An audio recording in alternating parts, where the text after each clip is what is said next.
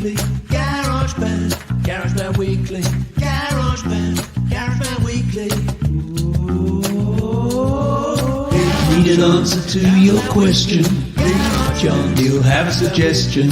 He's a bouncing up on knowledge. I think he might have gone to GarageBand College. What he doesn't know, we'll try and find out. So join the chat and give him a shout. Here's John. Here's John. GarageBand Weekly. Good morning, good afternoon, good evening. From behind the curtain we come because it's a brand new all singing, all dancing GarageBand Weekly here on Studio Live. Today, my name is Pete Johns. If it's your first time in here, this is our show all about GarageBand, about mobile music creation. We cover Logic Pro because that's the new hotness right now, and we do it each and every week right here on this very channel. If you're watching on the replay, jump down and check out the timestamps below. You'll be able to jump into the news and notes section we'll be talking about in a moment, and you'll be able to check out the feature topic. So what's on the show today? Our feature topic, we're going to be moving some projects from GarageBand over to Logic Pro for iPad and just having some experimentation, seeing what have we got under the hood of this thing we call Logic Pro for iPad. Is it going to have a whole lot more than what GarageBand has to offer? Or for some folks, are you best off just sticking with what you know and what you use and staying with GarageBand? We're also going to be talking about WWDC coming up around the corner, some videos coming up, my visit to Thomas Christ is coming up tomorrow, my wife's coming on the channel, Logic Pro on older iPads, is it worth trying it unless you've got an M series iPad? And what is the future of this very show? Have you abandoned GarageBand, Johns, is the question I'm getting at the moment. And the answer is an emphatic no. But I'll talk about that in more detail later in the show. Let's say good day to the fine folks who are here today. Good day to Mark Burrow. Hello, Audible Video. Tremor Bear. Hello to you. Fish 1999. Hello to you. Hope you are well. John Swanson. G'day to you. Hope everyone is having a good day. I know for our folks, our friends in the US, it is Memorial Day weekend thing, which I don't know a lot about. I'll be very honest. But hey, if you get a day off and you can spend some time making some music, win. Hello, Lord Supreme. Hello, Robert Redman. G'day to you all. Hello, and hope you're well. Do not forget a couple of things before we get started into the news and notes. If you've got a question, just put a Q. Today's going to be a pretty cash kind of show. So if you've got any questions, we can hit the pause button and we can answer your questions as we go through. So just a Q in front of your questions. See, since Logic Pro came out for iPad, there's no more questions on this show. All questions have been answered. But seriously, if you do have any questions, go ahead and put a Q in front of your question. And do not forget that you can go here, studiolivetoday.com/GarageBand or GarageBand, however you'd like to pronounce it. That is your one-stop shop. That's my GarageBand FAQ. It's got all the links to all the playlists. And I had a query this week from someone because unfortunately the provider I was using for my course have said that they're not going to accept any more new customers. So I am looking for a way to provide the old GarageBand Essentials course. So unfortunately not available right now. But here's a little tip. The vast majority of the content in that, it's a little less organized, but it's all in the playlists over at studiolivetoday.com/GarageBand. So you get most of the same stuff. It's just not quite as organized, but free. And who can argue with that? Hey? And okay, ads supported. Whenever I say free, I always get someone in the comments saying, you said it was free, but you're supported by ads. And yes, okay, you're technically correct, which as we know is the best kind of correct. So in memory, that's what I assumed. I didn't mean to sort of skip over that, but yeah, we have Anzac Day here in Australia. So it's not really a happy Memorial Day. I don't think you'd ever say that. But for those who had to make the ultimate sacrifice, I know we just fiddle and faff about with music around here. It's not the most important thing. It is very important that we do honour those that have served and given their lives. It's, I've said this before. It shouldn't exist. It's a made-up, man-made BS thing, but it does exist, and kudos to the people who do sacrifice themselves so that we can sit here in comfort playing with our toys. Yeah. Alrighty, let us. And weird weather going on too. Stay safe for our friends. There's lots of storms and things going on. As I said on Thomas's show the other day, it's almost like that there's a worldwide climate crisis happening or something. So yeah, stay safe and batten down those hatches if you need to. 5 minutes in, news and notes. Let's dive into it. So WWDC, the speculations are still flying around, although I must admit that after all of the iPad stuff, it's been a little bit quieter because we're not expecting iPhones. We've had our iPads. So what is WWDC actually going to bring? Well, there's going to be a keynote. That's the one thing we do know. It's going to be on June 10th. It's going to be a special event at Apple Park. You can check out all the information. I've thrown a link to all of this down in the description. So if you want to check out all the WWDC, which is the Worldwide Developers Conference, it's been run by Apple. They used to be the Macworld Expo, but since that kind of folded and wrapped up, WWDC has been Apple's big yearly let's talk to developers about all the things that are coming in the future for Apple. We normally get Mac OS and iPad OS and iOS announcements, and more recently there's also been some hardware announcements too. So if you're like me and you're hanging out to hear when and if the M3 is coming to the Mac Mini or the Mac Studio, I would be hanging out for this. I too am excited to see what goes on here. And I just hope that there's something. There's two things that I'm wishing for. A massive update to iPad OS that's going to, let's be honest, fix the file system. I don't really care about everything else. I know a lot of people have said, oh, I want Mac OS on the iPad. I really don't. I just want Finder. I want, really what I want is Windows File Manager because that's what I used to the most. But I want better file management because as you'll see when we dive in and we start playing around on the iPad over here, and for those that have used the iPad, you know that this is clunky at best and unusable at worst. The Files app. Like it was almost just tacked on back in iOS 11 and it kind of hasn't had any change since then. So we've been using the same fairly flawed system here for our iPads and our iPhones and their Files app for that. So look, we'll talk about it now. So the wish list for iOS 18 is a big improvement to the Files app, the ability to easily manage your files within there, to open, to have like a preview. So something like you have on Mac where you can actually preview files rather than having to, attach them to a different app every time, and just an overall better system, maybe some multiple windows so that you can actually move and drag between things rather than having, I know you can do split screen and stuff, but I think you know what I mean. I think you know what I'm looking for there with files. Outside of that, I'm actually not that fussy, to be honest, with iPadOS and iOS 18. Look, there's little things that I'd like to see. In fact, there was a great, if you follow the sixcolors.com, which is Jason Snell, he had one of his contributors had a great article I read, and there's a video version where they talk about it, of all the things, all the reasons why iPad is inferior to Mac OS, or iPad OS is inferior to Mac OS, and it's a good read or a good listen. I'll try and dig that up. Yeah, hopefully it could vacuum and do dishes as well, and multitasking. If I could only have two things, multitasking. So just the fact that the audio, three things. Multitasking and then improvements to the audio system, which is kind of related, because if you've ever been using like something and then you go to a Safari page and it starts playing a video with audio and you're playing audio in the background on something else, it cuts off your audio. Like it's very much never been moved from that old one thing happening at a time. Even though we have split screen, even though we have multi-view and all these Stage Manager, it's never really fixed the problem that the audio system just hijacks itself. The same deal for what I like to do here, and you'll probably see it when we jump in here. It'll probably be trying to use the HDMI audio instead of my audio interface. So having an audio system where you can actually control the audio by app, not just saying, okay, here's the overall audio system and doing that, that's it. And then browser. Okay, I guess I have a big wish list. Browser, we need an actual desktop class browser. I know it's getting longer and longer as I think about it. And I know, like the Safari and the Chrome that you have on iPad is good, But when I went to the US last year and I had just an iPad, the amount of websites that I went to for like everything from like the casinos and restaurants in Las Vegas to hotel websites to booking sites for shows, they all just said, no, you're not on a computer.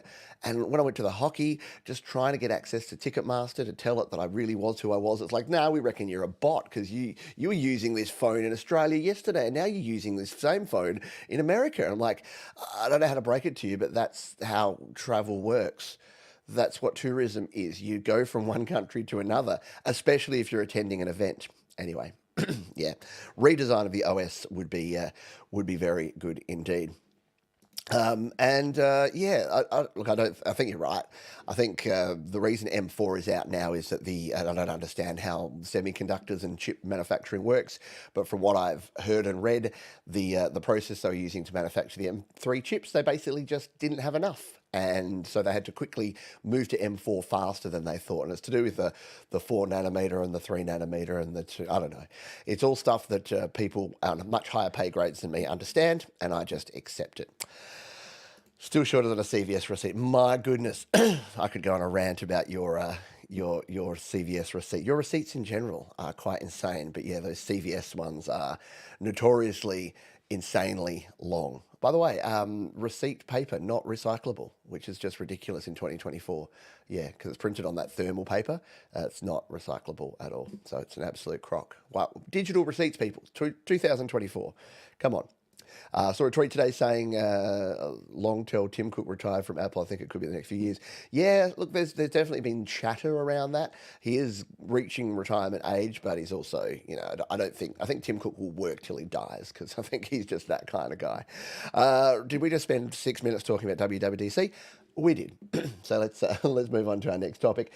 We've got a very cool show coming up for you tomorrow. It's not here, so you're going to have to make sure that you're subscribed to our mate Thomas Christ over there. Here, I'll share you a link. It is also linked down in the description. So if you jump over there, set yourself a reminder. It's happening straight after Jade Star, so around about this time tomorrow.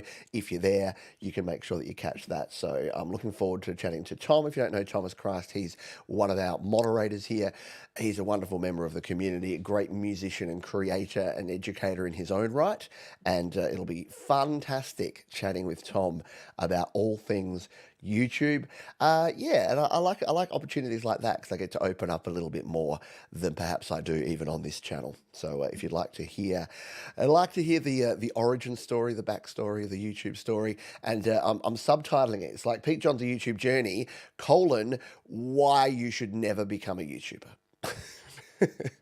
Or at least very carefully consider before you do, because you'll find out. Tune in tomorrow and I'll tell you all, warts and all the reasons why you shouldn't become a content creator in 2024. Quick drink. Hello, Rena. With all the Logic stuff, will updated GarageBand finally play old files, or will Logic Pro iOS download older GarageBand files? Yeah, we'll have a look at that. That's our feature topic. We'll talk about that in just a jiffy. The other thing that we've got happening this week is 2 days after that, I'll be catching up with my good wife, as opposed to my bad wife. I don't have a bad wife. I'll give you a link to this one so you can get prepared. But this is me and Georgie. If you haven't seen Georgie on the show before, she's a delight. And she will tell you everything. So you'll find out my story tomorrow with Tom, and then you'll find the real story on Friday morning or Thursday afternoon or evening. And the reason Georgie's coming on is that many of you know, Georgie had breast cancer earlier in the year. She's gone through surgery. She's on the road to recovery, all going good guns there.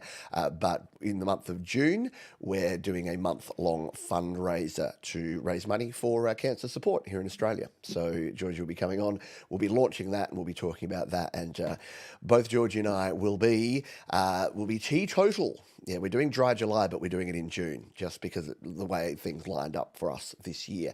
And we'll tell you all about that when we do the show. The next thing we have here is, where is it? Where's my list? So Logic Pro on older iPads. I've been getting reports and questions and emails about the Logic Pro not running very well on iPads earlier than M1. And look, Apple, when they released Logic Pro for iPad 2, which still confuses me, because Logic Pro for iPad 2, does that mean it runs on the iPad from 2007? No, it really doesn't. But Logic Pro for iPad 2, it's not running great, especially if you're using, say, the Gen 8 or Gen 9 original iPads or some of the older iPad Pros, even though it technically runs. So things like Stem Splitter just don't work at all. And things like the session players and the Chroma Glow plugin, they do use quite a bit of overhead and horsepower. So the good news is, I guess, that I'm going to be checking it out. I've got my 2020, which seems like it's still very modern, but it's not. It's forward, coming up 5 years old. So this is my A12 processor iPad Pro. So I will be throwing Logic on this, and it's not charged at the moment, which is why I haven't got it on here now. But on next week's show, we'll be looking at Logic Pro. We'll be trying to break it by putting it on my older iPad and playing around with that. I also have my daughter's 8th generation iPad. I'm not sure that she's got enough space on there for me to put it on, but if I can get it on there, I'll do that as well, and we'll play around with Logic Pro on some older devices. Yes, it should be Logic Pro 2 for iPad as well. I agree. Thanks for the questions coming in there. I'll answer those in just a jiffy. The final thing I wanted to mention here up front is the future of GarageBand on Studio Live today, because every time I start looking at something like Cubasis or Audio Pro or BandLab, people start to panic. And they come to me and they say, I thought this was a GarageBand channel. I signed up for a GarageBand channel. Yeah, GarageBand's not going anywhere. It is still my go-to if I just need to get an idea down. If I'm just going to start recording, I still fire up GarageBand. Look, with the session instruments in Logic Pro, I got to admit, there's a chance that I'll start using Logic Pro for more of that. But no, just a month ago, it was all GarageBand. We had daily GarageBand videos, and I was getting the exact opposite from folks saying, why are you going over the same GarageBand stuff you went over before? So, yeah, it's a catch-22.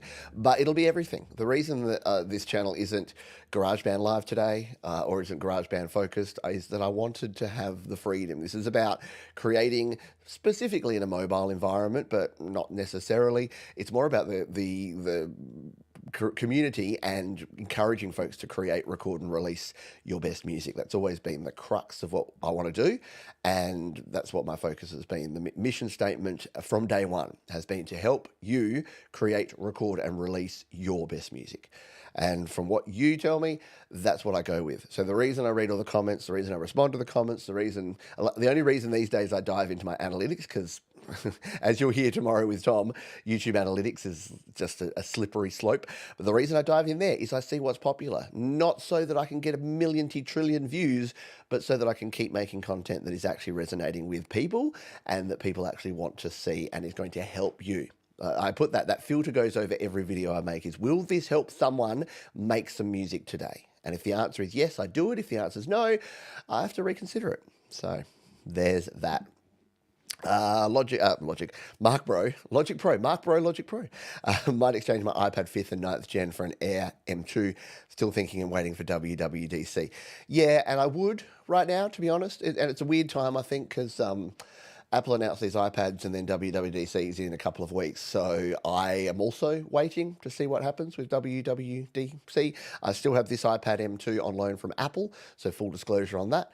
I always make sure I tell you guys if I've got something on loan, but my iPad is back to this one. So yeah, if Apple take back theirs, I'm back to the A12 processor. So I will be having to buy a new iPad. Will it be an M4? Probably not. Probably not. That is it for the news and notes. Let's do a quick bit of Q&A before we dive into the next section. Hello to SoulRack M7. Hope you're doing well, my friend. Have you downloaded the new update of GarageBand a few days ago? What's new about it? Nothing, as far as I can see. There is, in fact, let's go in there now.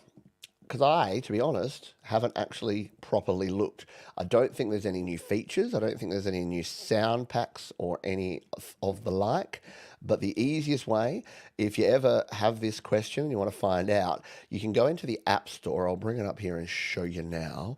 You can go into the App Store and not download the new Eridu, whatever the heckaroonie that is, but we can come in here and we can search GarageBand, one word. Do you know that if you search GarageBand, two words, it often doesn't even come up? It's a bit random. But if we tap here, we can see the version history. So we are at version 2.3.16, which was updated 1 week ago. And as you can see there, it's been the only update in the last 8 months. And this update includes stability improvements and bug fixes. So no, there's not really anything. If you don't have bugs, you don't really need to update, but you might as well. I haven't heard any horror stories. But what's the golden rule, folks? Say it with me. If you're in the middle of a major project, do not update your iOS or iPad OS version, your Mac OS version, your software version. You just don't know. Unless it is an absolute critical 0-day thing that Russian gangsters can get in and steal all your stuff, unless it's that, just leave it for the time being. Let people like me be the guinea pigs and be the beta and beta testers, because you don't need that. I still get it. I still, every week, almost without fail, I get someone very sadly emailing me because they've lost all their stuff. They either haven't listened to my advice about backing up, or they're using their on my iPad or on my iPhone location. They've updated their software, they've updated their iOS without having a proper appropriate backup, and things just go wrong. Or they're using a piece of hardware that's no longer working because they just updated it, and they're like, but I was right in the middle of a really important project. It's like, yeah, guess what? You're now SOL, which as we know means sort of out of luck. So yeah, don't be that. Don't be that. Yeah, it's just bugs. It's just bugs. And the other question is, are you a fan? I'm a massive fan of Bluey for many reasons, and I could rant for a long time about Bluey. We'll probably talk about Bluey with my wife because she's a big fan too. We've definitely not been guilty of the kids have been in bed. My kids are 12 and 14 now, and they still love Bluey because they grew up, like, Bluey's been around 4 years, so they've grown up sort of since when they were 6 and 10 to now. But yeah. It is, and it was originally designed to be almost like a Simpsons, like a cartoon show that was family friendly, that adults were going to get a kick out of as well. If you don't know Bluey, and you've been probably under a rock, but yeah, Bluey is an Australian-made cartoon from Ludo Studios, Joe Brum, the creator of it, and the music, Jeff Bush, really excellent composer, and I've nerded out, and I actually Instagram DM'd him at one point with one of the episodes, because there's an episode where they're listening to music and Bluey's dancing, and the mum's like, "Go Bluey," and then the music changes, and she like stops, and she's like, "What's the matter?" And Bluey's like, "I don't like this song." And I said, when I messaged when I messaged Jeff or Joff, I wish I could remember his name. It's Joff, isn't it? Joff Bush. When I messaged him, I was like, so did the director say to you, okay, now make worse music? And was that really challenging? And he's like, he just put laugh emoji. He's like, yeah, it was basically exactly that. But they said, yeah, can you just make something that isn't cool? Like, can you imagine that? You're a musician and you're hired to make music for a TV show. And you're like, oh, yeah, can you make something worse, please? Make something that they wouldn't like. It'd be funny. Big fan of Bluey. Yeah, it's cool. It's cool. Solrack still has the bug since 2020 because iOS has messed up GarageBand since iOS. Since cannot click the middle of tracks after iOS. I have nothing recorded or yeah, I don't know. You have very specific use case because you use voiceover, Solrack. So yeah, I have little experience, so I'm unfortunately not super up to speed or knowledgeable when it comes to voiceover stuff. But yeah, if you've got specific examples, you got my email address, send it through, and yeah, make sure you've got bug reports that you can put in. Yeah, I can help you with that if you need to. And for everyone out there, for everyone that's not complained, but everyone that's had issues, and I know I went on a rant. If you missed my show, when I was on Jay's show last week, we ranted at length, and I ranted with Patrick about the same thing. about people that just seem to be spending more time trying to find faults and find bugs in Logic Pro and in GarageBand and in everything in life, it seems, rather than actually making music. And if you're doing that, more power to you. We need people like you. Honestly, I couldn't do it. I can't live in that sort of negative world where I'm looking for things to go wrong. But if you can and you do, for the love of your deity of choice, please just log those bugs straight through to Apple. It's not actually that hard. In fact, I can't even remember where you go, but I bet you I can Google it and find it in a few seconds. So if I go Apple GarageBand bug report, I bet you I'm going to find it. Feedback. Here we go. Bug report. So how do I report a bug to Apple? GarageBand. Here it is. There's your comment. So if you've got a problem with GarageBand, fill in your details here, and then you select your computer. What computer are you using? So this one's for the desktop version of GarageBand by the looks of it, but I'm sure I could find, there it is, feedback GarageBand iOS and iPad OS. There it is.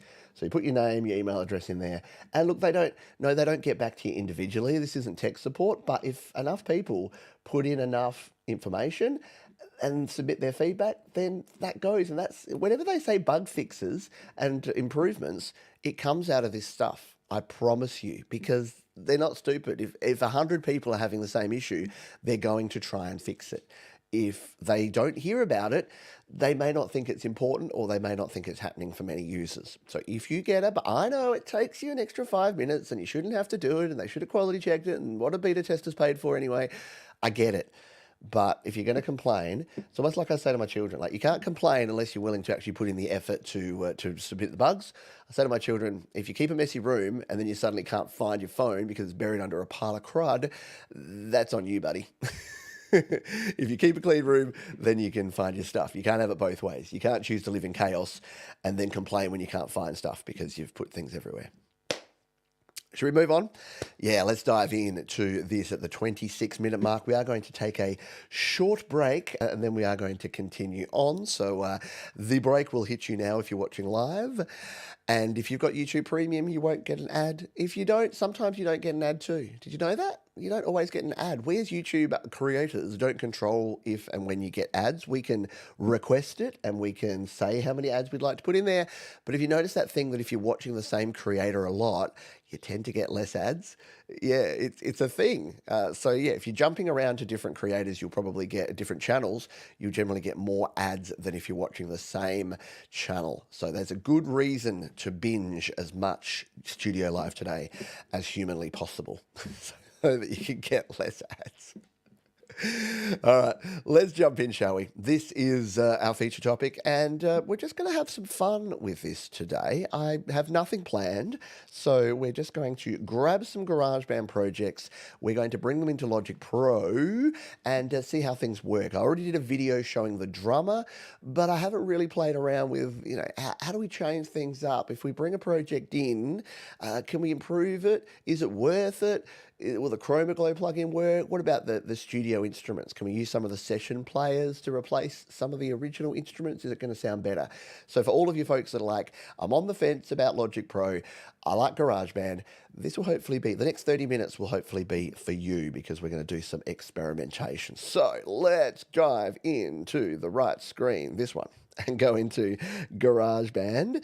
And in fact, we need to find some projects that we want to use here. So we'll pick some here from my album called Selfish Aware, and what's ones that we haven't played with for a while. This could be interesting. I've got no idea how this is going to go, but there's this song called The Tree that uses some hacks to get a whole bunch of different time signatures in it. So this one's going to be an interesting one. I'm going to copy this and using the very archaic file system here, I'm going to go and put this in my Logic Pro for iPad folder, in my tutorials folder here. I'm going to tap. Is it going to let me paste it? I know it won't let me open it. Yeah, cool. It will let me paste it there. So this is the GarageBand project. Let's jump into it in GarageBand first and check it out, because I have not looked at this in a very long time. So for some reason, I've just got all of the guitars here. And here's that audio problem that I was talking about before. This is a good little checkpoint to talk about this. So the audio system here in iPad is just almost broken in that when you connect up a device, it'll auto. Have you ever had that thing where you've got your AirPods nearby and you're using stuff, and then suddenly it switches to your AirPods, even though you're using your AirPods with your iPhone, and then your iPad suddenly wants to use them, or then your Mac wants to use them? Yeah, that. But here's the problem: I've got this connected to HDMI. And look at that. I have my beautiful Steinberg UI22C there, ready to go, using the audio, except it said, no. You clearly, even though every single time you're using this setup, see, this is where I get frustrated with AI. Can AI actually help with this? Can artificial intelligence help just know what I'm doing and preempt what it should do for me? Because why on earth would this not be on that Steinberg interface? It knows that every time I do it, it goes to that. Yet every single time I do it, I have to redo it and reopen it. So let's, here we go. So here's my guitars. Let's unsolo them and listen to this track. And yeah, so there's some tracks in here that were sort of placeholder tracks that won't be included. Oh, will they? I'm not sure. This is the problem. When I go to these old projects, I'm like, why did I mute those out, and why don't we have the whole thing? Let's play it and have a listen.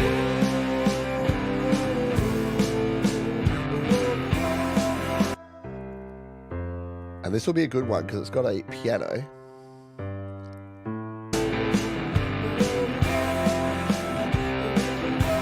And you'll hear there that we've actually got some pretty ordinary drums. This is before I really learnt drummer properly and before Jade started drumming on my tracks. But yeah, you can see here that these drums, and the reason that they're split up like this, and the reason I'm using all these different sections is you would hear that at the start there, this is actually in 3/4 time. So this song starts in 3/4 time. But GarageBand does not support 3/4 time. So the way that this was actually created right back in the day, for those that remember back then, listen to the metronome and take a listen to this. It's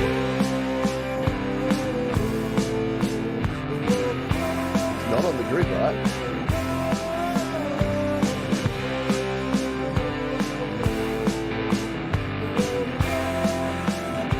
So I had to basically create these sections, and then we do go into a 4/4 section here.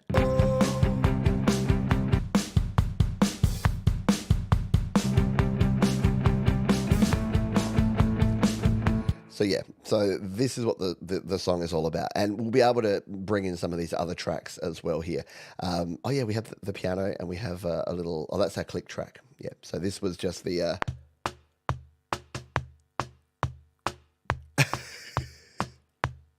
So the original click track that we have is that just that percussion, because I had to create my own click track because it goes into a 5/4 section a little bit later. So yeah, I think this will be a wonderful project for us to see if we can bring in and maybe do a little touch of remixing and tweaking here in Logic Pro. So we're going to save it out. And so that's the GarageBand version there. I'm going to duplicate out a version of this like so. Duplicate it out, and then I'm just going to rename this so that we know that this is what we're doing with it. So we'll rename this the Tree Logic Experiment. That's not how you spell it, even close. That is going to trigger someone. Someone is looking at that right now, and they're like, you got to change it. You got to change it. Yeah, let's see. Let's see. We can totally choke Logic and break things in a cool, fun way. So we'll slip over. Oh, it does that. Have you noticed that? I'm complaining about everything today, but sometimes when you flick up to go from one thing to another and you go like that, down the bottom there, these just change randomly. And I know there's probably a setting for it, but see, did you see that? That was Logic, but it changed to Safari. It just went, shoom, and I don't know why it does that, because I want to go to Logic. And again, there it is again. Like, why can't the AI know what I'm trying to do? Like, this is where we're at now, people. All right, let's open this up in Logic Pro.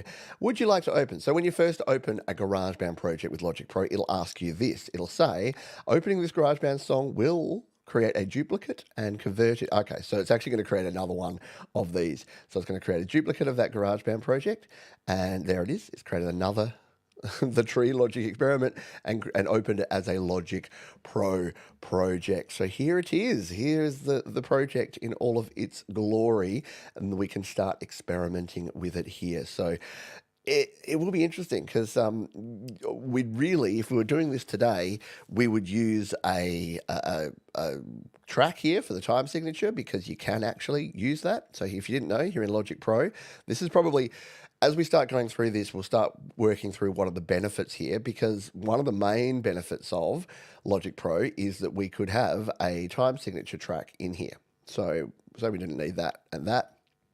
We'll just have the time signature track in here for now. So yeah, we could have actually used at the moment it'll be 4/4 all the way through, because that's what came out of GarageBand and you had to hack your way around it. But if I was writing and recording this song today with its different sections in 3/4, 4/4 and 5/4, we would be actually changing that up. So let's just go from top to bottom here. So we have our coffee shop. This is just the metronome. So this is, turn that off. Has it done the same thing again? Has it changed its audio? I bet it has. Look at that.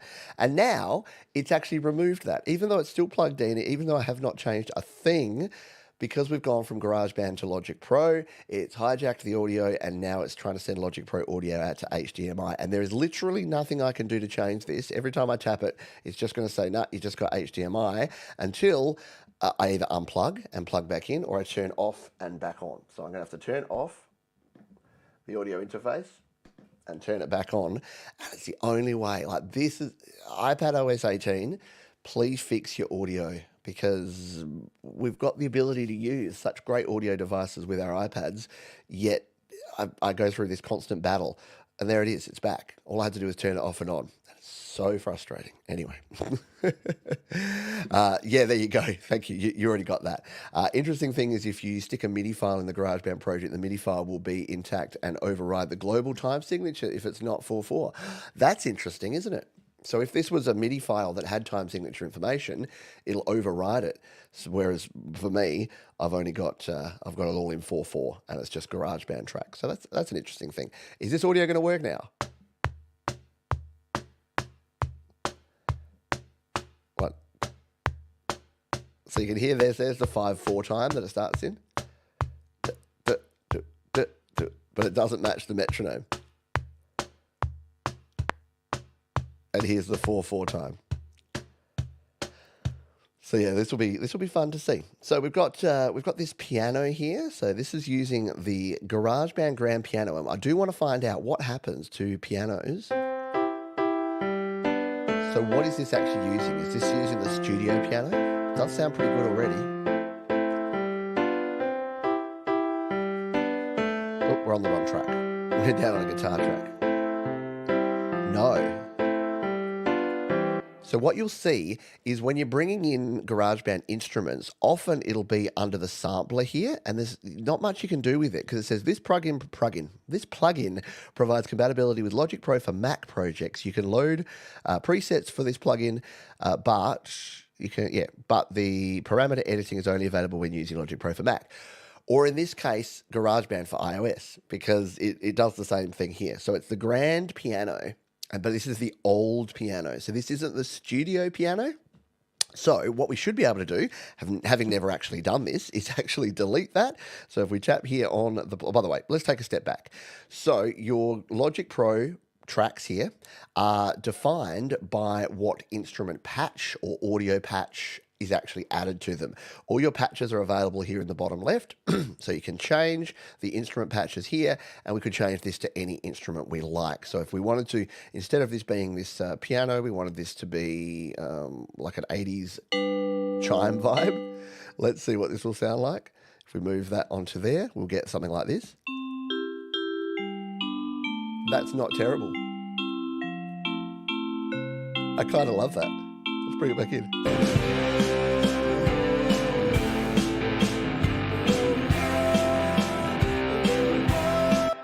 Anyway, but let's see if we can actually change this. So the other way we can adjust the instrument here is to go to the plugin and see what instrument plugin is actually being used here. So for this piano, which is now some chimes apparently, if we go down here to the plugin button, and instead of the sampler here, what we should be able to do is hit edit and delete this sampler, and then under instrument here, add an instrument and go to studio piano.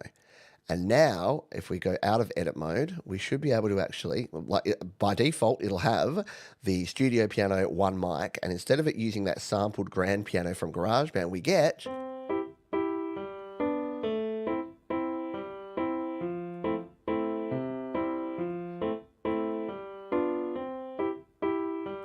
pretty nice. And it still has the same plugins on here. So it'll still have the vibe and the stereo delay plugins here. But now we can adjust this. So if we wanted, instead of this one to be the studio grand with one mic, we wanted the nice stereo studio grand, we can change it up to that.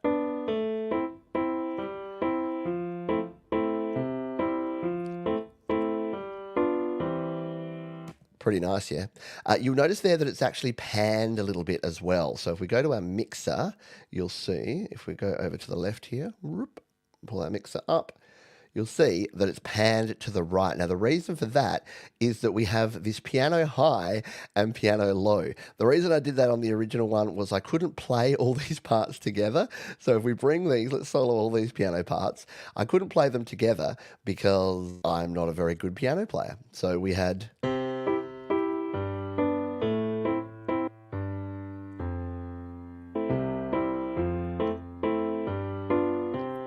So we could combine these together and put these, like join them together on one track now, or we could just change this to being the studio piano as well. So let's do the latter. Let's change this and we'll do the same thing we did before.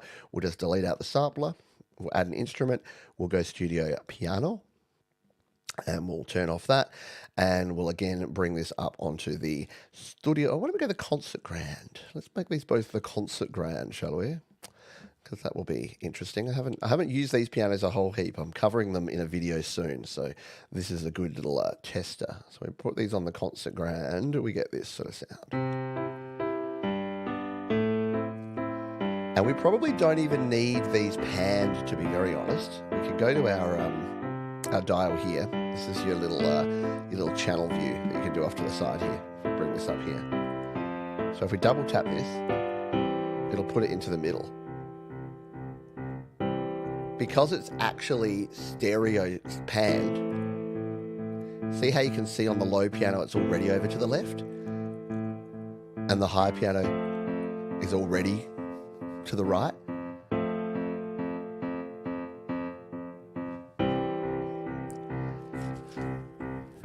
Now, these were actually quantized in the original one, so I wonder what that looks like here. If we go to our panel, yeah, so we've got the quantization of 1/16th note swing, and I think we had, did we have different quantizations? I think when we get to this one down here, we have a different quantization on this track. Oh, that's right. This has the quantization off because it does like a more complicated thing and the quantization wouldn't work.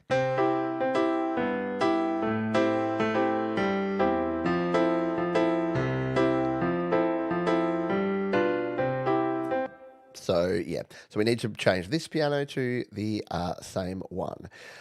Here's a question mark for myself. If we just tap this one and we save the patch and we call it Piano Pete, can we do that? And can we then just change this to that same patch? Yeah, we can. My instrument patches, we can just go Piano Pete and it will change it to that one. Maybe.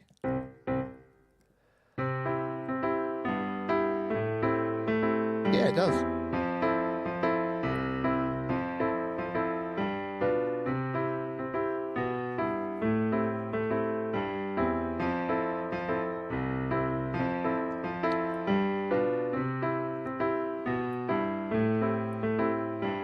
That sounds really nice, doesn't it?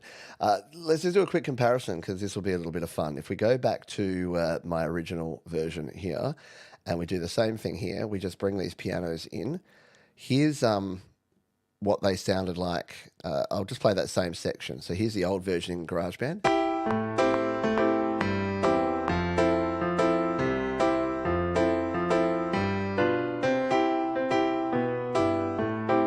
So not too bad. Definitely a brighter kind of sound there. Here in the Logic Pro version, it sounds like this.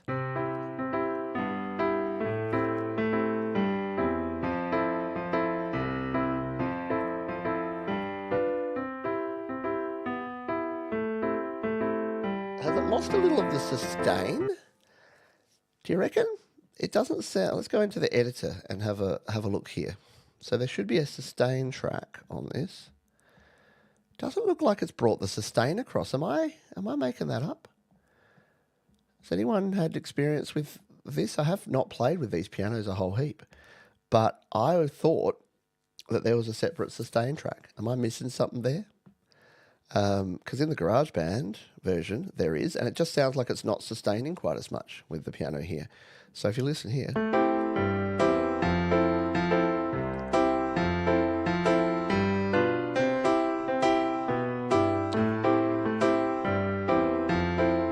Maybe I am making it.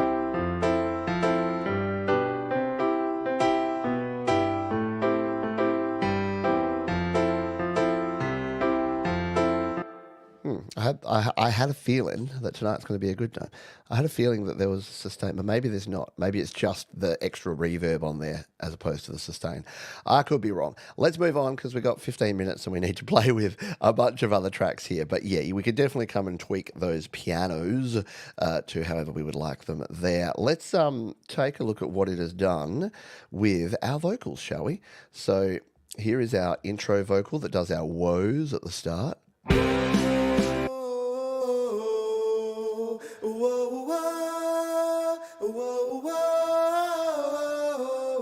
So yeah,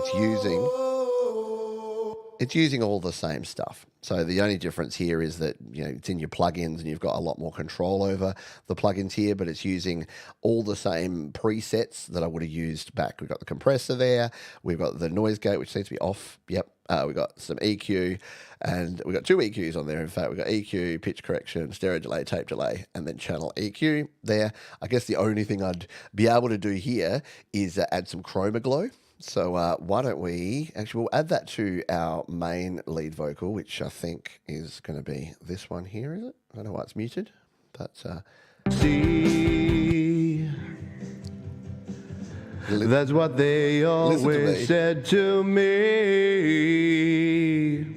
and it I used to always record with my speakers.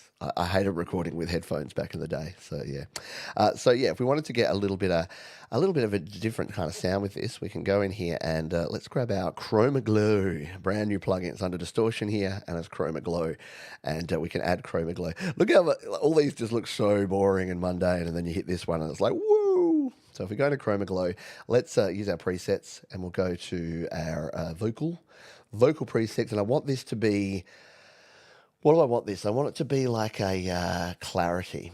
So let's see if we can bring up some of the clarity in this vocal, because it was a little bit muddy there originally, wasn't it? So if we turn this off, it's going to sound like this originally. Plant a tree that you won't see. I'll turn it on in a sec. That's what they always said to me, and it never meant as much before as it means now. I probably wouldn't put as much of it on there. Waiting for you. And probably not mix all of it in. And so I try to do it right. That's pretty cool. That'll cut through the mix a bit more. Now you're somewhere out of sight, and I'm feeling like... Yeah, so having the Chroma Glow plugin there is kind of cool to be able to play with that. So that's your vocals. They kind of come across easy, and you've got mostly the same sort of sounds there. What about guitars? Because this one I actually did use I used the guitar amps here. So this should give us a lot more control over these guitar amps because we've got the amp designer here now. So if we come, where was I? Down here.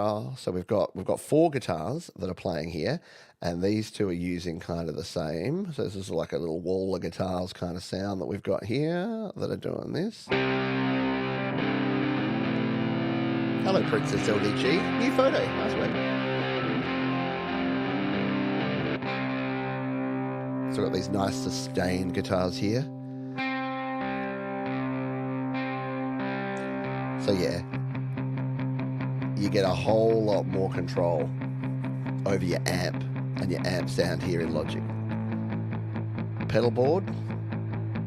Ah, there you go. So yeah, there's quite a few things here. The pedal board's legacy. So if you're using any of the pedal plugins, the Platinum Verb has replaced the reverb. That's kind of interesting. Stop. Let's use Chroma Glow on these as well and see if I don't know. It's a new toy. So let's see. Oh, that one's got reverb on it. This one doesn't. That's a bit weird. So if we come in here, we'll add the Chroma Glow, and this time we'll add it for guitars. So we'll double tap it, and we'll go here and use our presets. And instead of vocals, let's go guitar, electric, and we want some buzzy grit. What's buzzy grit going to sound like on this electric? Let's make sure we're playing just this one and play it from the start. There's some buzzy grit. Turn it off. That's nice.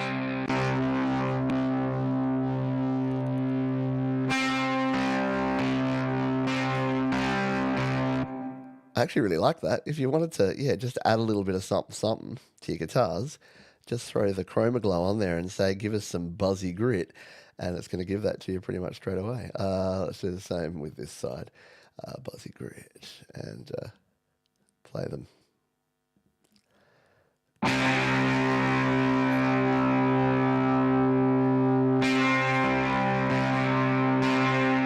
know I moved one. Well, that's not good. Does anyone else do that? Does anyone else do that on the regular, where you accidentally move your thing? There we go. That's great.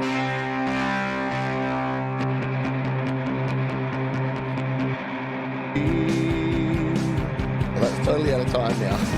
That's what they always said to me. Oh, that sounds really great. Yeah, the waveforms in there are very cool, aren't they? In the Chroma Glow plugin. I think I kind of ruined that with what I did there, just quietly. Can we undo? How many levels of undo do we got here? Undo. Is that undoing? All right, let's just. That's the problem with undo. If you don't really know what you're undoing when you undo stuff. Have you noticed that? I'm just going to press undo a bunch of times and see if these get back in.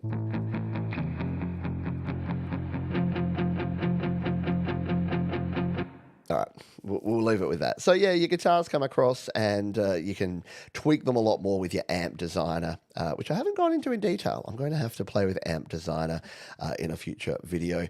Let's look at drums while we have time. We've got ourselves about 10 minutes to go, so we'll unsolo these suckers. And we'll look at the drums. What do I have down here? Oh, that's right. I have like oboes and glockenspiels in this little section. Let's just see how these come across. Ba, ba, ba. So these do this sort of business.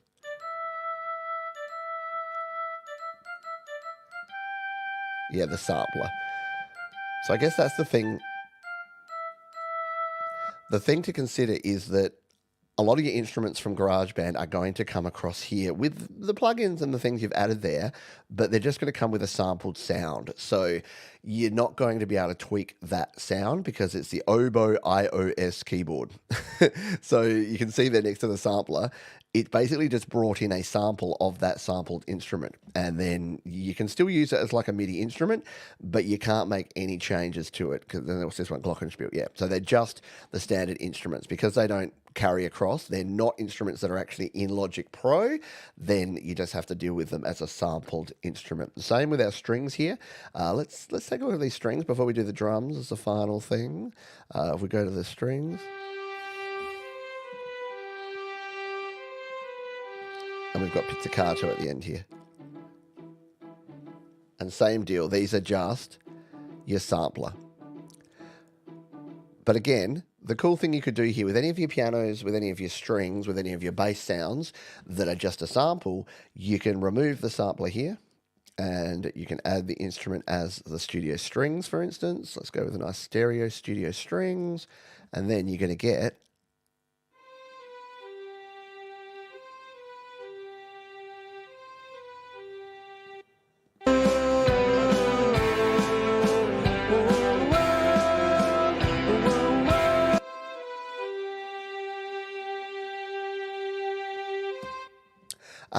GoBG Major, is there amp designer in lessons? I don't think so. I don't think so. But I got an announcement at the very end of this show that will hopefully help, because in June we're going to do something cool. We're gonna do something where we're going to cover amp designer and everything else in Logic Pro for iPad. Let's look at these drums before we finish up, shall we? So where are our drums? Here they are. So we've got using a few different drum kits here, and our drums come across as Drum Kit Designer, so that's cool. We can adjust all of our different stuff, so you get a lot more control over your drums. You can change the tone and the sound and the gain of all of your kicks and snares and toms and mids and all the rest of it. So that is cool if you were just using regular drums. The other thing, where are we? Come back up to the top here. The other thing we could do is, see, this is not going to work for this particular project, except unless we do it in, well, for the 4/4 section it'll work, but we could use the drummer instead of this. We could use the new drummer, but the problem is it's not going to work, because at the start here, these drum kits are going to be in, they're in 5/4 time.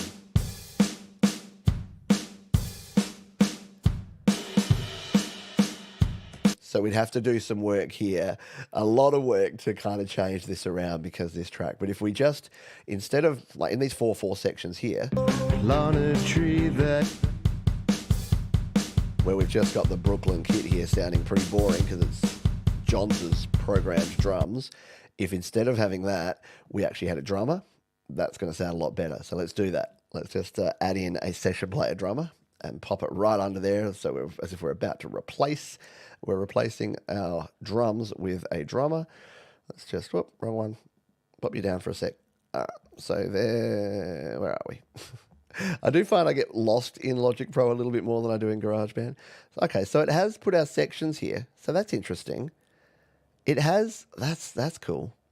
So it has separated our drummer into sections here in Logic Pro, as opposed to in, because you can't actually do this, but it's carried over and it's copied over our GarageBand sections into this. Has it added them up the top here? If we go to the global tracks, are they markers?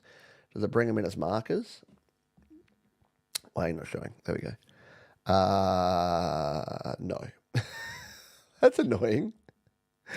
It should bring those sections in as markers. So we did it knows that they're there, right? So it knows that there's sections, because look at this. It's given a section A, B, C, D, but it doesn't actually do that. Yeah, so this is exactly what I'll do. So good call, Mark. I will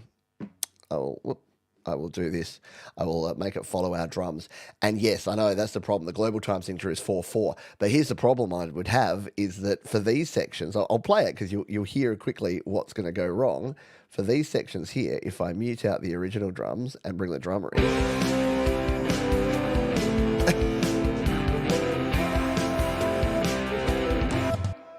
so yeah, it's not going to do well. But what if it does follow this original drum up here? That's a good question.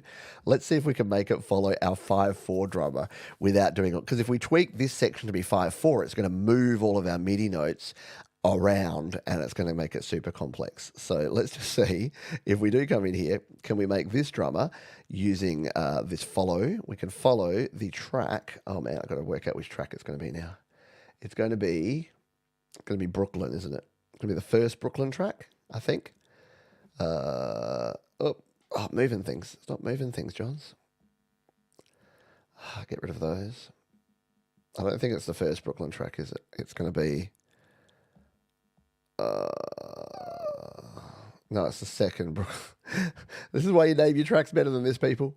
It's the second Brooklyn track. So we'll come in here and we'll track follow second Brooklyn for this section. Actually, it's this one, isn't it? Track follow. Won't do the chords. We'll do the second Brooklyn. I'm just interested to see. No, it still doesn't get it because it knows it thinks it's in 4/4 because it's going with the time signature. But if we go to this section, we should get a much better drum sound than we do for our original. On a tree that you won't see. Totally. Yeah, but here's the cool thing. With the new manual patterns that we can use for our kick and snare, we can actually put in a manual pattern, because I know with this one I want it to be do do do do do do do do do do do do. So I can actually tell it the right pattern to play along with. So if we do this, that you won't see. Right? That's what they always said to me, and it never meant as much before as it means now. Definitely need less fills. Waiting for you. So yeah, I could totally customize these drums to sound a lot better than the original. On a tree that you. So there's those drums with the nice ghost notes and everything. Here's my original drums. I mean, I tried. I did my best. But you can just hear the... Oh, changed everything. Let's go back. But yeah, let's do what Mark said, and we'll make it follow the third Brooklyn here instead of my own thing. We'll go here and we'll go follow track the third Brooklyn. Oh, it's got manual on, so it won't let me. That's weird. Okay. Third Brooklyn. There you go.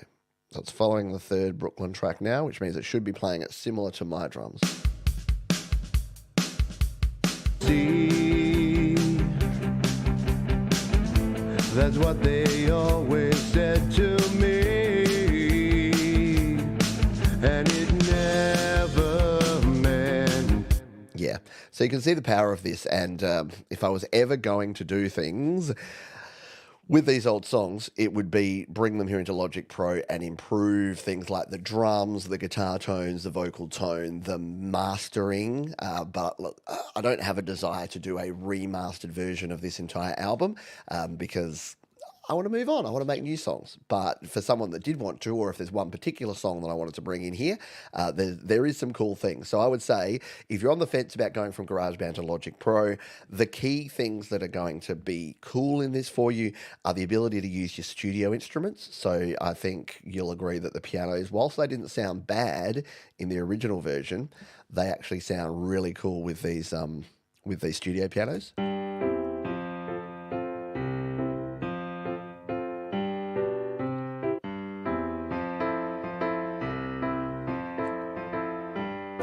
Yeah. See you later, Andy. Thank you for being here. Long day. Yeah, I hear you. Did you have a question? I've forgotten how to change the color of the size of the mouse. I can't explain it in the time I have left here. Go search Pete John's mouse on YouTube. I've got a video that shows you all the settings. There's two different spots. It's bloody annoying. You've got to go into accessibility as well as into your actual pointer settings for your mouse. So there's two spots. Go in there and you can change the color and the shape and the size of your mouse pointer, and you can get a nice chunky red one like me. What else was I going to do here to finish off with? Yeah, so your studio instruments you can replace with. You got more plugins and better plugins you can use. You can change out those sampled instruments with your better quality instruments, and you can use the drummer. Interesting, I didn't actually play around with the session piano and the session bass. We didn't really look at bass because this song doesn't have a whole lot in the way of bass guitar. I think there is a bass guitar somewhere. Where's that? Down here, 60s combo bass. It's a very basic kind of bass sound. So we could definitely play with this.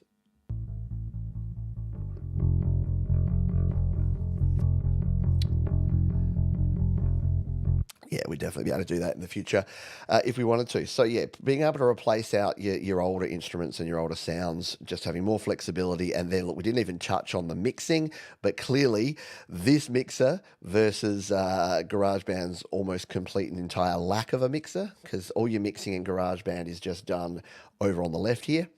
That's not really going to help you get a really great mix. Whereas in Logic Pro, it is easy to change your panning and your mixing. And then you've also got, of course, over here, you've got your stereo out track. You've got your master track, so you can add mastering plugins and you can get exactly the sound you want over there. So, yeah, lots in there. You would have noticed me as I'm going around here. I definitely still find it clunkier and harder to move about in Logic Pro. There's a lot more going on. It's a lot easier to get yourself lost because there are so many different spots you can go into at any given time, and you can suddenly make things really cluttered and really full on, which is something to consider. If you're a simple person like me, sometimes the ease and the clarity of GarageBand is what you're looking for as well. So a couple of final things. You know what I'll do? We'll go out with that song, because some of you, the song from 2018, and some of you may not have heard it before. So we will close out the show with my song, The Tree. I've got a full lyric video of it over there from 5 years ago, if you can believe it. But yeah, it's a song I'm pretty proud of because it's got more key changes than pretty much any song I've ever created before. But before we do that, before we finish off, the month of June is going to be interesting or exciting, depending which way you want to look at it. So I'm finally launching my brand new series, which is going to be called RTFM Read the Full Manual. Yes, now that Logic Pro version 2 is out, I was a little concerned. The reason I didn't start this earlier is I had a little inkling. I didn't have any insider info, I promise you, but I had a little inkling that Logic Pro was going to get a big update, and we've seen that happen, because coming up to the 1 year, I just thought, you know what, to make sure that people keep their subscriptions after that first year, wouldn't surprise me if we see a big Logic Pro update. So what I'm going to be doing is going through chapter by chapter. The latest version is, I think, did it top 1,000 pages? Let's find out. Logic Pro iPad user guide. Last one was like 890 pages, I think. Let's just download this PDF of it. I will download the PDF guide. I'm pretty sure it's up over 1,000 now. Let's see. So if we go to our contents here, we go to the very bottom section. What page is that up to? 1,200? No. Or is that 1,014? 1,015 pages. We may not read the last page, which is just the copyright information. But it will be covering everything. So the new stuff in Logic Pro 2, the basics, the finding the files, importing, using the play services, vocals, project arrangement, live loops, editing, working with session players, creating patterns, everything. And even all of the different effects, we're going to go through each and every one of them. I'm going to learn about them, and you're going to learn too, even stuff that I don't understand myself. That's the whole point of it, and the Logic Pro instruments. So it's going to be a series that's going to be recorded live to tape style, which means that I'll sit down and I'll go through a chapter or a whole section or part of a chapter, depending how long each take, and then it'll be released, and they'll come out at regular intervals throughout June. I'm going to try and do, that's my challenge. My challenge to myself is to do the entire manual in the month of June. So that'll be kicking off in just a couple of days' time. So yeah, wish me luck, because it is 1,015 pages that we'll be working through. Let's all buy pet mints and name them Pete Johns. Please don't. I'm a vegetarian. That would be really weird. All right. Okay, let's finish off here. That is going to do it for... that's a good idea. Should we get ChatGPT to read it and explain it? That might be an interesting experiment. Maybe we do that throughout it. Yeah, I think I got this. It's only, what, over 100 pages a week? No, it's more than that. What is it? It's about 250 pages a week, which only if I do 5 shows a week, it only breaks down to 50 pages. Okay, that's still pretty intense. But some pages will just be like entire diagrams and things. That is going to do it this week's GarageBand Weekly. Don't forget, tomorrow, join me over on Thomas Christ's channel. Make sure you set yourself a reminder. You'll be dumped out there straight after this show. I think Frank Terzo is live at the moment. Let's just check over there. He does his commute going to, I'll throw a link to that one here, and you can jump over and say good day to Frank and co after the show too, if you would like to. But let's go out here with the song that we've been playing around with here today, which is called The Tree. So until next time, be kind to yourself, folks. Be kind to others. Keep creating, and I'll see you next time right here on GarageBand Weekly. See ya.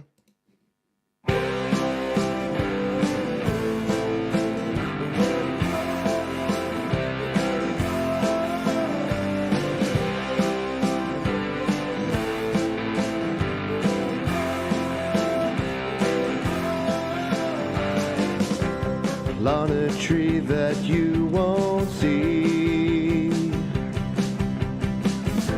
That's what they always said to me,